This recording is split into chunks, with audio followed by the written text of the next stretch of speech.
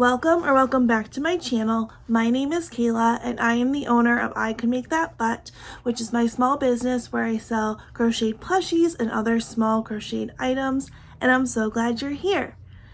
In today's video, we are doing a market recap from a market that I did at the end of April. So it's not going to probably be a super long one in compared to my other ones. I didn't get as many before clips, and I'll kind of go into the why of that, but we'll do the recap here. So if that seems interesting to you, definitely grab your own crocheted project or other hobby project and let's jump in. So this market was, like I said, the last weekend of April.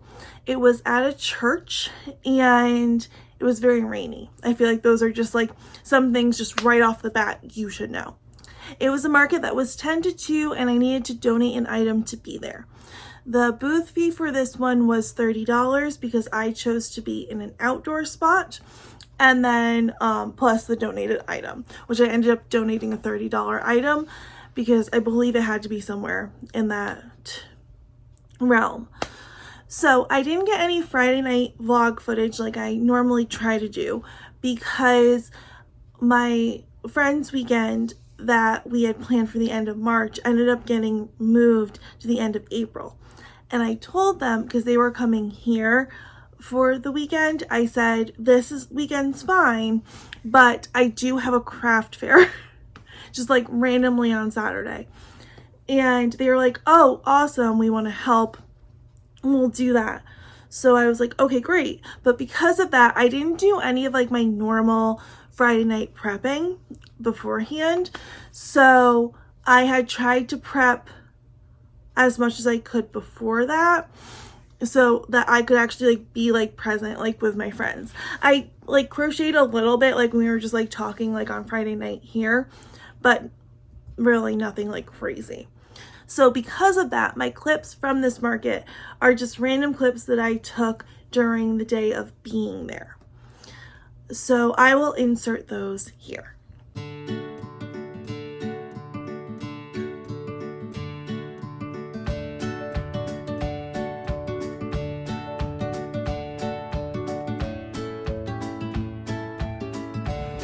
All right, we're an hour in, one sale.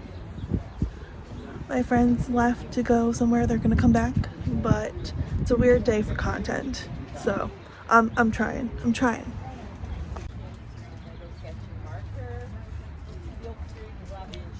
Good morning. Hi.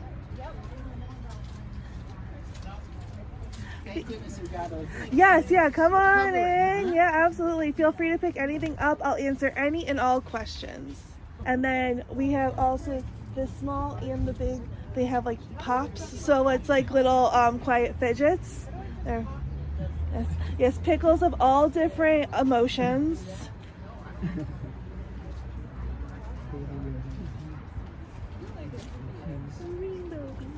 Yes, I have a bright rainbow and a pastel. So cute. I love the little kids. Thank you. Well, I do the 2 chain and Intuit method. I don't even do that.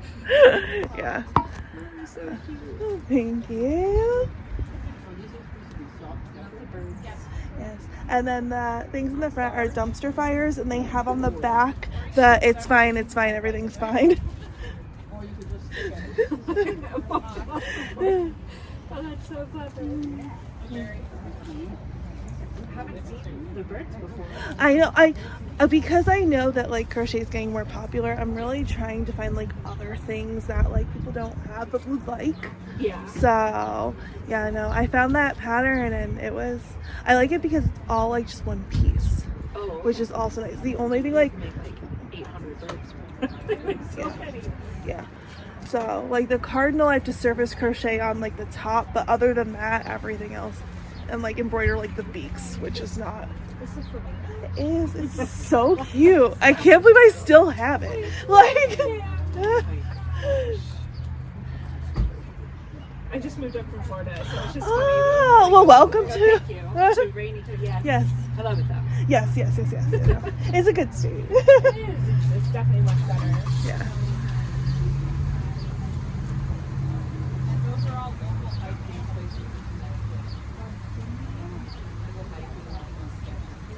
All right, thank you. Absolutely. I hope you have a good day. Thanks. Thanks for stopping by.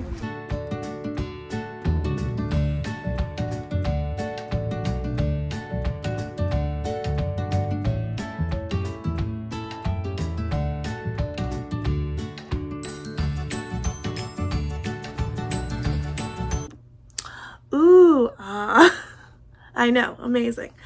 As you would see, it was definitely gloomier out based on the lighting. So this market, it was very on the fence whether or not it was going to happen or not.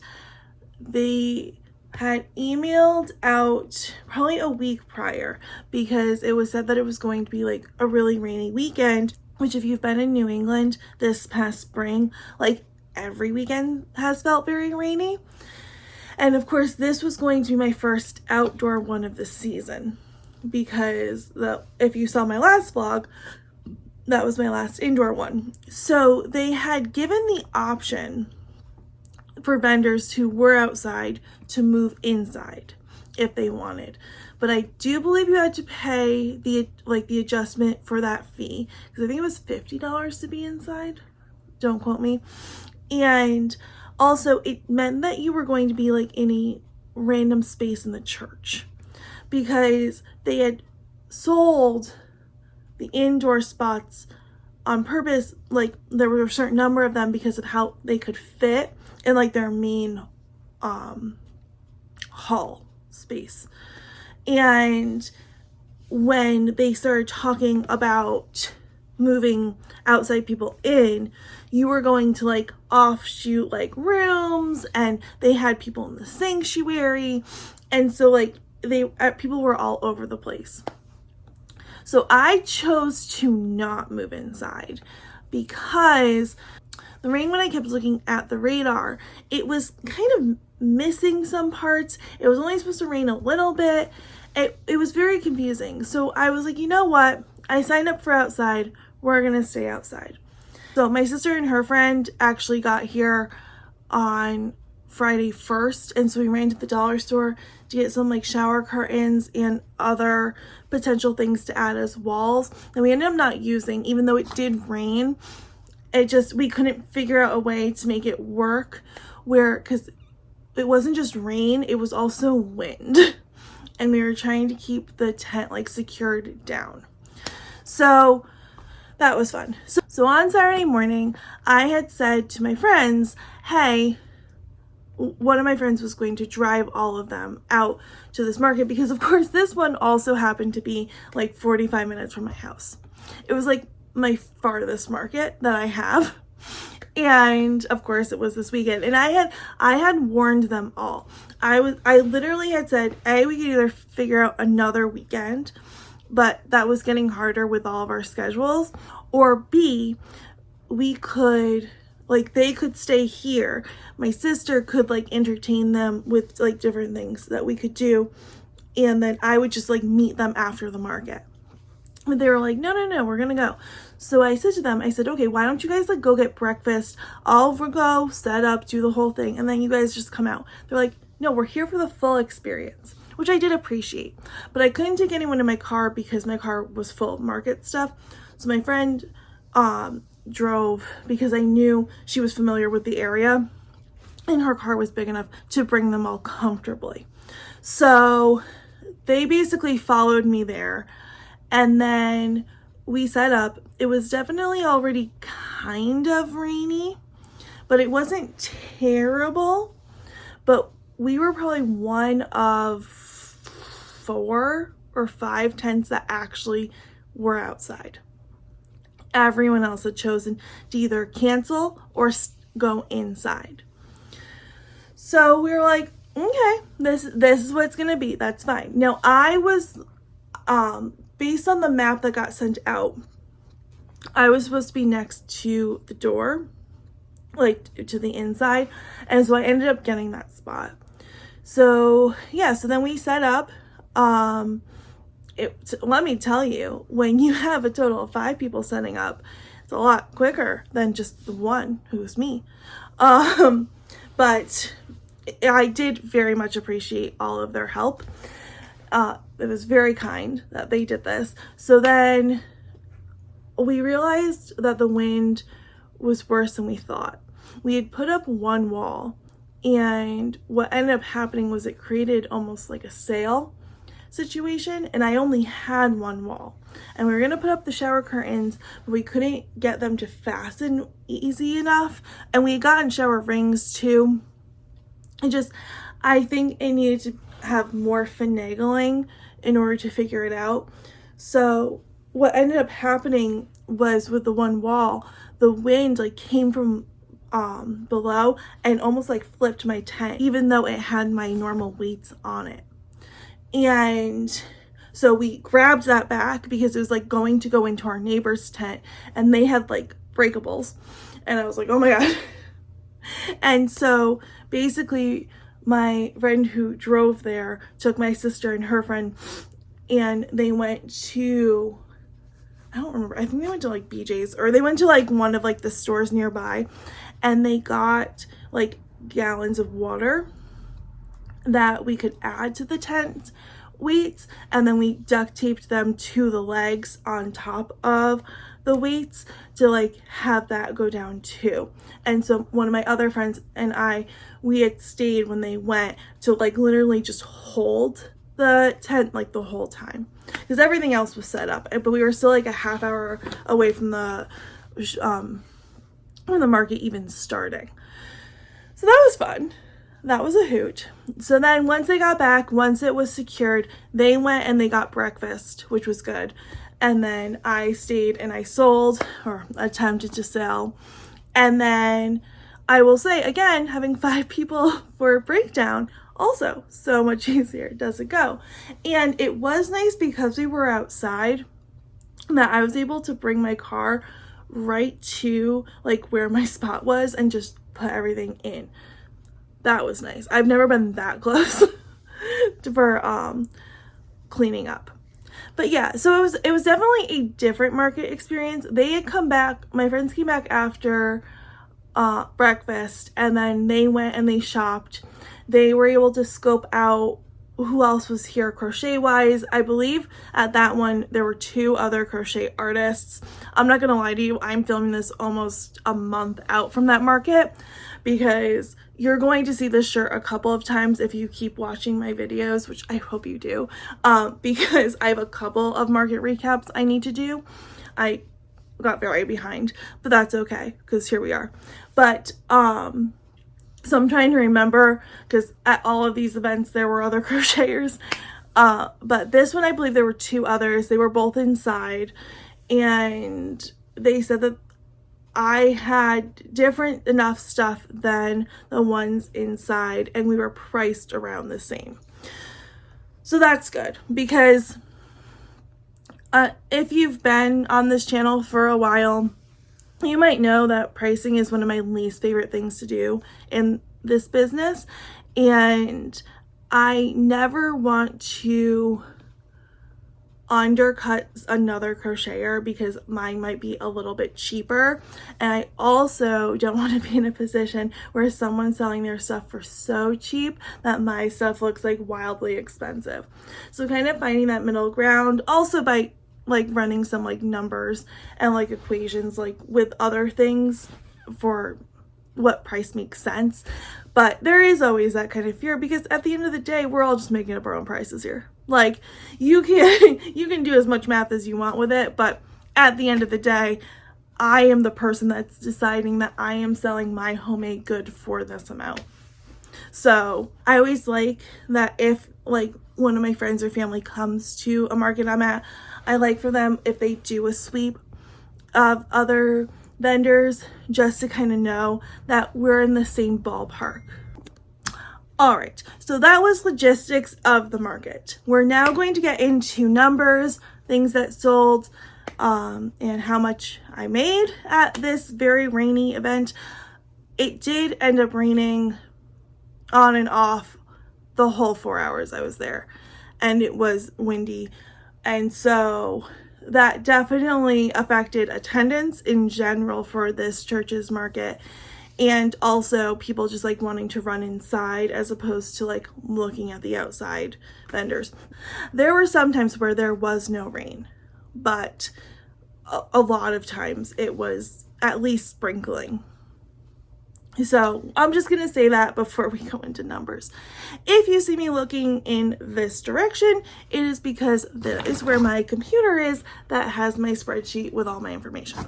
So I'm going to try and look forward as much as possible, but I'm also going to have to look down.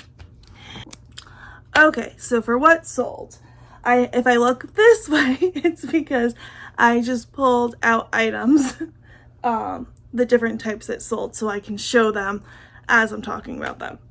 So in no particular order, the first thing was I sold 2 of my mini pops.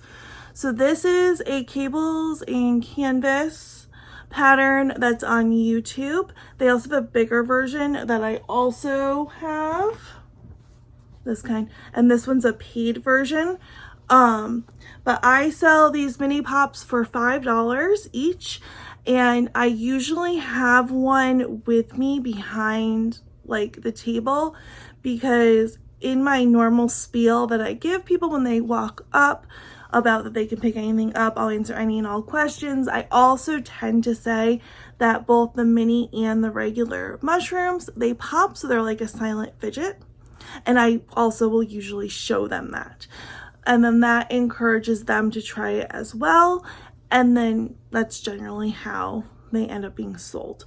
So 2 of them sold at this market. The best seller of this market were my tank turtles. So these tank turtles, it's a paid pattern on Etsy from Mel's Crochet Creations, I want to say. One of these days I will get it right without having to also put it here, but I will also put it here. And I love these guys. They do technically take 3 different pieces to then kind of crochet all together. None of it's sewing, but you make the head separate and then you make the body separate, and then you start the shell separately, and then when you get to about here, you put it all together by slip stitching it all together, and you slip stitch in the head. And then what I also do is when you get to the end of it, I will take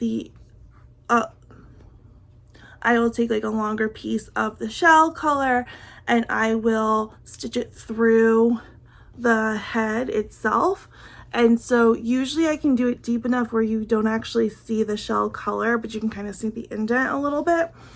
And then I fasten it off through the bottom so that you don't see any of that, but it allows their little heads to stay up. And then these actually stand also. So I just lay them on a shelf, usually standing. So they're cute, and I make mine completely baby safe because I do embroider the eyes, because I just put the little slants for the eyes. But I will say, spoiler for any of my other market recap videos that are coming up, these do pretty well for me in markets, and I sell these for $8 each. So those were the first 2 items. I then sold a pickle. I honestly don't remember what emotion, but my guess is going to be angry, so I pulled out an angry one. Those usually sell better for me. So there's that. This is a fray pattern on Instagram. There's also a YouTube video that goes with it that I'll link below from Vanilla Gurimi. But those are pretty easy to whip up, and I sell them for $12 each. Axelottles, also $12 each. If you've been around for a while, you've seen these axelottles. If you've been around for a while, you've seen a lot of these patterns because they just tend to sell well for me. Both the pickle and axolotl I only sold 1 of, but this axolotl is a paid pattern by Crocheted by Jenna that I got on either her Etsy or website. I don't remember which one. I like this one. It's all one piece. The only thing you have to do is you like surface crochet the gill at the end, And honestly, you don't even really have to do that if you don't want to, but I just like how it looks, so I do.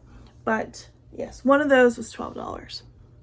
Then, kind of crazy, there was this woman that came up to me with her husband and just started talking about how she used to crochet a while ago and has now kind of gotten back into it. And we were just talking, she was asking my advice on like hook sizes, patterns, and whatnot. And I never mind talking to someone about crochet, like that's totally fine. And she ended up then going inside, and she hadn't bought anything, but we had like a long conversation, and that was nice or whatever. And she came back out and she actually ended up buying 2 of my dumpster fires. So this, I'm not gonna lie, it's a combination of 2 different patterns. I will link both of them down below. The main part is of the dumpster fire is one pattern, and then I use the flames of a different one that I had originally bought. The dumpster fire is supposed to be holding the sign that I end up actually putting on the back. That also comes with the pattern. So she bought 2 of these. So that was exciting. And I sell these for $15 each. So that was a very exciting sale. And then I sold a whale keychain. So if you missed, I think it was my last video, I turned all of my mini octos and whales into keychains. I used to do some keychains, some regular, and I've just decided to do them all as keychains and sell them for $6 each. So that's been going well. I only sold one this market, but overall, I think it was a good decision. We'll see as my market season picks up in terms of like the size of the markets, if it's still a good decision, but for right now, that's what we're doing. Then the next thing was Love Cat. I actually ended up selling 2 of these. The Love Cat is the Annie Caraway art pattern that I got on Etsy. It's the pattern that a lot of people do use. I still very much love this pattern, and this still does well for me. So I sold 2 of them at this market, so that was pretty good. Then I sold a bee. I'm not gonna lie, I don't remember if it was a regular or a rainbow, but it was one of them. But either way, this pattern is Crochet by Jenna. There is a YouTube video I'll link all of these below, but basically she shows you how to make this one, and then I, with the rainbow, kind of figured out how many rows total you're doing with this original one, and then just kind of did the math to figure out the color spacing so that it looks okay. So that's just what I did. I just modified it like that, but it's the same exact pattern. It's just, I'm just color changing more. Then I sold a bird, and I do know it was a cardinal, and I sell my cardinals for, or my birds in general for 15. Oh, I sell my bees for 12. And then the last sale was a hanging flower. It was an all pink one. I just don't have one to show. This is a, oh my gosh, I'm getting so ahead of myself. Anyway, I'll finish this one. This pattern was on a blog. It was a free pattern. I will link it down below, but the leaf you can adjust so that if you're putting it around a car mirror or whatever the case may be, you can adjust it as so, and you can adjust the length of how you want the flowers to fall. I sell these for 15. The birds, it's a 20, like in one pattern, and by Annie Caraway Art, the same person that does the cats. And I really like this pattern. It works up very quickly. She gives you 20 different modifiers on how to make different birds. So that's big fan of that.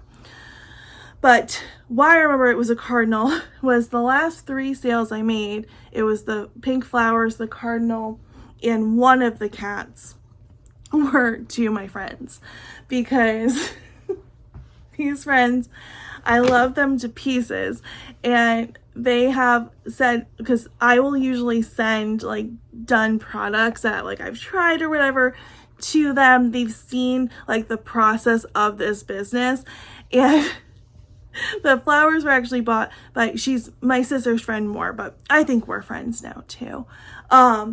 She has made the joke every time like I like will show something, she's like, I want that. And my sister will be like, she needs to bring that to market. She doesn't have enough to just give them to you, Laura. And so Laura's like, well, I guess that means I have to go to a market. So when she was there, she's like, I can finally buy something because I'm here as a customer. So she's actually the one in the clips that you see that has the flower in the bag because she was finally able to buy something. Now, I would have sold her something anyway, but it's just funny. Like, all good things. I also would have given them all these items because they spent the day doing this with me, but they are very kind and insisted on paying as normal customers because they also knew, I don't know if you could tell, it wasn't the greatest day of sales. So I very, very much appreciate all of them. I love them dearly. If by chance they're watching this, which I don't think they watch my videos, that's okay. Love you all. But what that means in terms of numbers is I sold 17 items, and on card I made $80, and then between cash and Venmo, because it was a while ago so I don't remember which is which, I made $112 for a total of $192 in sales. And then, as I said, it was a $30 booth fee. So subtracting that is a take home before all taxes and, materials and stuff.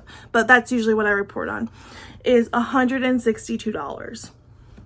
So when you think of it in terms of an hourly rate, it's like $40 an hour. I mean, it took a lot more time to make the things I brought, but sure. But it was a really far drive to make under $200, and also to drag all my friends out, and also they were probably a fifth of the sales. So it was like that made it a little bit harder to justify the possibility of going back. Now, a big part of that is definitely the weather, right? Like, it was rainy, it was crappy, like people generally don't want to go out in that weather, which I totally get. And there were a lot of vendors inside as well, and so standing outside in the wind and the rain to see vendors versus going inside to the warmth, you get it. But I don't believe, because my friends spent a lot of time inside because 3 of them decided to get permanent jewelry. There was a permanent jewelry person there, and they got to observe a lot of like the traffic in general and sales, and they said that a lot of people were really struggling to make sales, like even if they were inside. So I just think it was a slow day for everyone, which is going to happen. That, honestly, it is the reality of markets. You just don't know. I've said this before in other videos, I'll say it again. I am selling a non-essential item. You don't need plushies to live. They're cool, they're cute, you should have them to boost your serotonin levels, but you by no means actually need them. So I didn't know how this market was going to go because it was my first time doing this one, but it was definitely one of the lower ones that I've done. The people were nice, frazzled because of the weather, understandably so, but they were nice, they communicated, which was cool. But yeah, I don't know. The biggest thing is I don't know if the travel out is worth like the experience of being there. I do test my radius of about 40 minutes around, and this one was like just like a smidge over that 40 minutes around where I live, just to see how things fare in different places. But especially when you're not going to be like the only crocheter in a place, which I at this point will never be the only crocheter at a place. I literally just applied for a market today for to do one that I did last year in September, that it says as a bullet point, like, we cannot guarantee you won't be the only one selling your item. And that's just the reality of the game right now. Like, in markets, a lot of people are selling a lot of the same handmade goods. There's only so many handmade goods that sell. So I'm not naive enough to think that I would be the only one. So if they have others, they don't necessarily need me next year. So I might look for somewhere else to go, which is totally fine. That's why we do markets, is to see if the market is good or if it's one that we might not want to do again. I usually do give markets like 2 times before I make that big decision, but this one was far. So it might just be a one and done this time, but that's okay. There were no like big, like shocking stories from this one. No real neighbor drama. I only had one neighbor, and they were behind walls like the whole time because they had just put up walls to start because of the weather. So I told the dumpster fire story. Yeah, no, it really, besides the fact of my tent almost blowing away at one point during setup, it was a fairly like normal market. I mean, the weather, as I've said many times during this video, was not great, but I mean, in terms of like the people and everything, nothing too crazy. There weren't as many kids shopping at this. That sometimes when you think of churches, you do think that like families, so you do think kids, and there just weren't that many. So that also can contribute to how I did, but yeah, no big complaints. Just, it was a little far for what my results ended up being. So yeah. So that's where we'll end this market recap. If you liked this video, please consider liking and subscribing for more content. I have a lot more markets this season, which is exciting. There will be some market prepping vlogs coming up, because right now, as I'm sitting here May 18th recording, I have almost a month to prep for my big market in June. So there will hopefully be at least one market prep video of that. So definitely subscribe if you want to see that. There's 2 more market recaps coming very soon, because this is one of 3 that I have to get done. So definitely subscribe for that. I try to give market tips. If there's any questions that you have, definitely put them in the comments and I can answer them about markets. I have about 2 years at this point experience of selling crochet at markets, so hopefully I can be of some help to anyone who wants to start. If you want to see more behind the scenes footage of the business, I try and do my best at both Instagram and TikTok. Both are at I Could Make That But on both platforms. If anything that I just showed of what sold, or anything else you might have seen in those clips of the market looked cute to you, I might sell it on my website. I sell some things there, and that is at www.icouldmakethatbut.com. So you can definitely check that out there. I will, like I said, link all the patterns down below that I used that sold. But if there's anything else that you might have seen in this video or another video that you are curious about, definitely comment down below and I can tell you where that pattern is as well. But with that, thank you so much for watching, and I'll see you in the next one. Bye!